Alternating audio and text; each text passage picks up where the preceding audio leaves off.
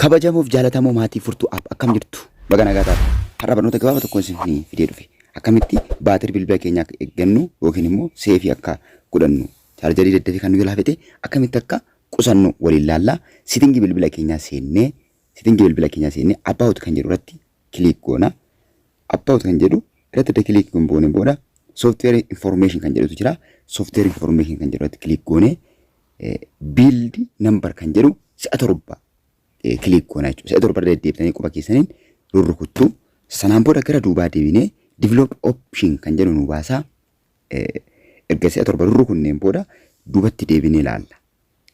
Develop option kan jedhu jira. Isarratti kiliik goone gubbaa isaarraa banaa ta'uu qaba jechuudha. Onii ta'uu qaba develop optioniin jechuudha.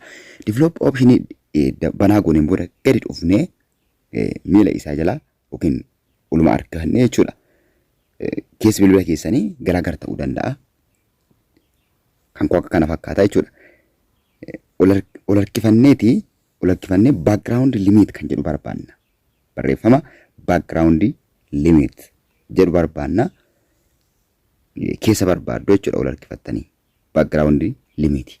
Baatirii qusachuu akka danda'uuf bilbilli keenya akka daddafee chaarjarii nu jalaan finnee fi nu gargaara jechuudha. Sitingii kana sirreeffachuun salphaadhumatti. Akkuma argitan background limit kan jedhu kun as jira. Background limit kan jedhu kanarratti kiliik goone standard limit irra jira.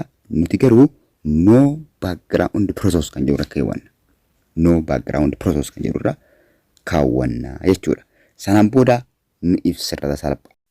Standard irra kaasne yookiin standard limit irra kaasne no background process kan jedhu irra kaawwanna salphumatti nu sirrata itti gargaarama. Like, subscribe gochuun dagatinaa. Yeroo gaarii viidiyoo biraatti walitti deebina. Nagaan naa tura.